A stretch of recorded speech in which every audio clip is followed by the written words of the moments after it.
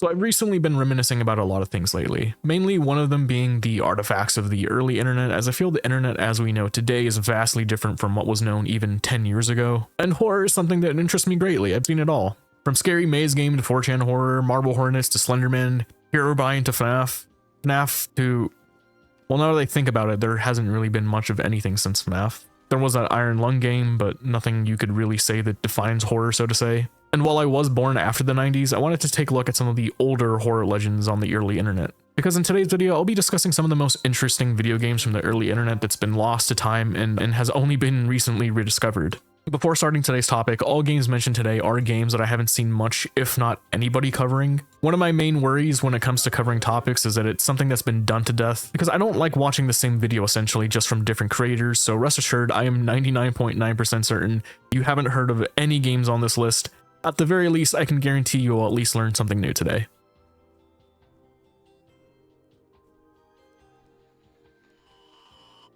Starting off with our first game, and the game that kickstarted the idea for today's video, is Big Brother 1984. Now, 1984 is a very popular novel on its own right and has much acclaim from people all over the world, telling the story of William, a character who was caught by a corrupt regime known as the Thought Police, who tortures him until being brainwashed to the party's symbolic leader. The novel explores themes of fuck, dude, how do you say this? Totalitarianism.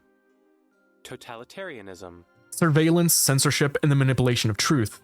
It warns against the dangers of unchecked governmental power and the erosion of personal freedom. That's essentially the best way I can describe this book without going on a whole deep dive. But basically what you need to know is that you are at risk of being imprisoned and captured for going against the government for simply wanting to retaliate against the crime of being able to freely think and explore such concepts. The novel itself is well respected and is one of George Orwell's best known works, and the game attempted to replicate this into a new medium.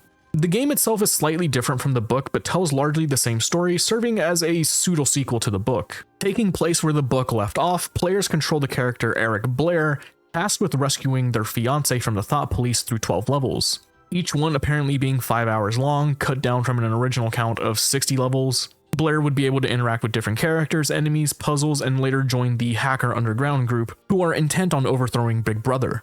The game was being developed by a new studio, Media X, and they had bought the rights to use the name Big Brother and wanted to make a game in its universe, tying very closely to the novel itself. Prior to this, they had no games on their history, and this was their big first for them. And progress was going well. It said that at one point the game was 70% complete before suffering a delay. It was later revealed to the world in E3 of 1998 with a expected release date of September of that same year. But then it got pushed to 1999, and then it got pushed to 2000. The game was really close to being finished, but it just never came out, and that's because they actually lost the rights to the novel before the game could even come out. Their first forte had ended all because they couldn't reobtain the license and had spent well over $250,000 in resources developing this game. There were attempts to contact those who worked on the game, but none of their attempts had worked as they were ghosted with no reply, until March 1st of 2025, a build of the game from 1999 was uploaded to the Internet Archive. The uploader stating that it was a demo of the game, but the disc had other levels included within the game's files. And that brings us to today. While the game isn't fully found because it isn't finished and possibly won't ever be found, a lot of the game is playable and we're able to get a glimpse of what was to be. Honestly, I'd say this is the biggest shame on the list, as the game looks really promising and you can tell that they wanted to tell a story, but for reasons outside their control, it just had to be scrapped.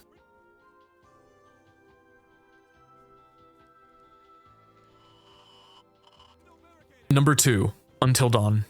This one is a bit of a 50-50 as technically the game is released, but there's a whole different layer that only recently got discovered this very week. And this is because the prototype of the game developed for the PS3 is vastly different from its PS4 counterpart. It really isn't an understatement to say that this is a totally different game from the final product, and this prototype is nowhere near the same thing, at least visually. Until Dawn has been in conception since 2008, and on March 21st, 2025, a full playthrough of a 2013 build was uploaded to YouTube by Digital Preservation, giving a look onto what the game would have been like if it were released on the PS3. It seems like the project was reworked from the ground up and was later given focus on the PS4, Sony's at the time next generation console. If there's one game I would say fully utilizes the PS4 hardware fully in a very immersive way, I think that would be Until Dawn. I remember everyone with a PS4 wanting to play it back then, and Until Dawn was one of the biggest reasons for me wanting to get a PS4. Until Dawn was just that huge of a game back then. And by all means, this version doesn't even look bad for a PS3 title. I think the developers did a great job with the hardware they were given,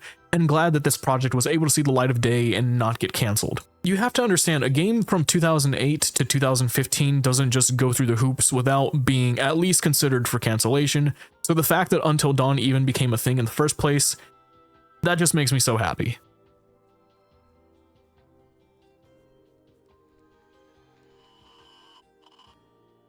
Number 3.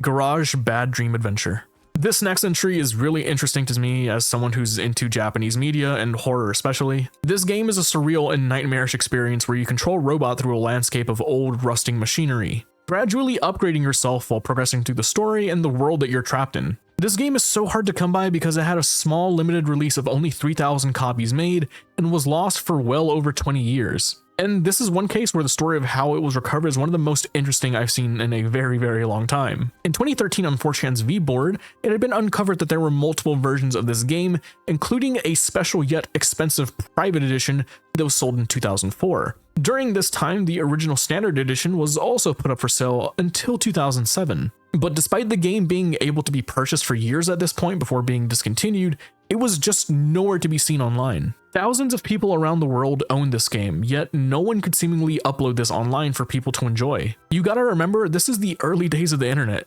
Viruses were plentiful, and on top of this, piracy laws in Japan are extremely strict compared to other countries around the world. Until, randomly out of nowhere, the game got put up on Yahoo Auctions Japan in early 2014, and was bought up quickly by user CC0 for 77,000 yen. Thus, the game was found and released onto the internet. It was uploaded and playable on Mac devices, but for PC, no version was recovered, until 2021, where the game got uploaded to the Google Play Store, the Apple App Store, and later to Steam in 2022. It was also officially translated for the first time since its debut, making it one of the largest periods a game has gone without getting an official localization. This game's creepy yet unique art style makes it a standout in the horror genre, and few games have ever come close to replicating a style as surreal as this one. It stands out as something that looks great even to this day, giving it a unique, creepy feel. For the late 90s, this game is visually stunning and gives a style of horror that hasn't quite been able to be replicated to this day.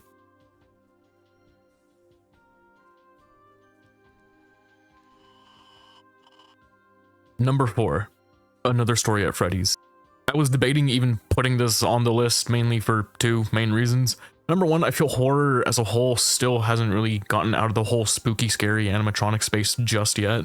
That's kind of what most horror games are still to this day, and I realistically would like to just move on from this type of horror. Five Nights at Freddy's isn't really exactly early internet horror, but it did leave a revolution in horror to this day, so regardless, I'll give them that. So I'll be considering this as a bonus entry as it's pretty quick, all things considered. Another Story at Freddy's is essentially a fan game, the objective being to stop the animatronics from reaching the office, just like the original, or at least that's what it would be if not for the fact the game is unfinished and very buggy as a whole. This fan game was not finished and was released way too early onto GameJolt, where most FNAF fan games do get uploaded to. I'm sure the backlash of the game not working just got to the developer, and so it was taken down as a result. Unexpectedly though, years later, a search began to find this game, as footage of the game did exist and many FNAF channels around the time posted videos about it in 2016. It's just that it became lost to time, and until July 13th of 2024, Master Yorg uploaded the full source release, rendering the game found. In terms of mascot horror as a whole, I feel that it doesn't really feel all that scary to me, but if there's one thing this game does have going for it, I would say it has to be the ambience and feeling of being incomplete, in a way that adds a bit more layering to the game, which in retrospect does help it and gives it a much needed favor. This game is not seemingly the best, but hey, I'm happy it was found. So with that being said, pretty quick, just a quick bonus entry, nothing special, moving on.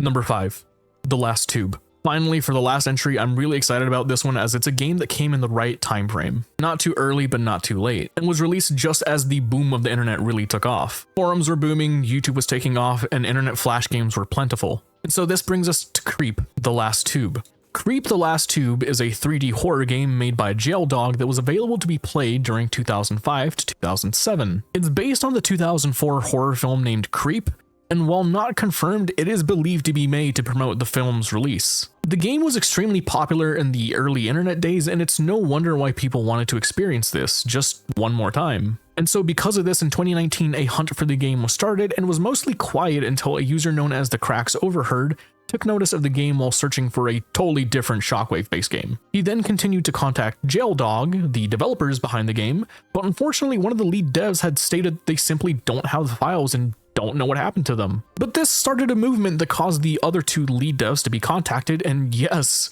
Bo Chesluk, after some long searching, was able to locate the files and get the game restored to its original state. This was then uploaded to the Internet Archive, where it's now playable, making it found. Games like this led the direction of internet horror for years to come and scared people all over the world.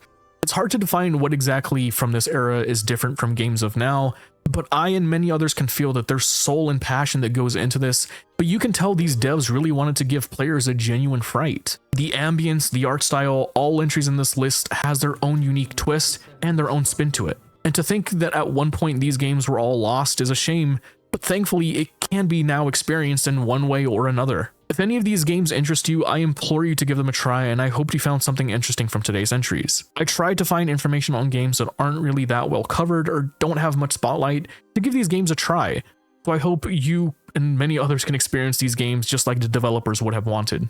But for now, thank you for watching, and if you enjoyed, a like or subscribe would go a long way. Doing both would go even longer, but it's been fun. See you.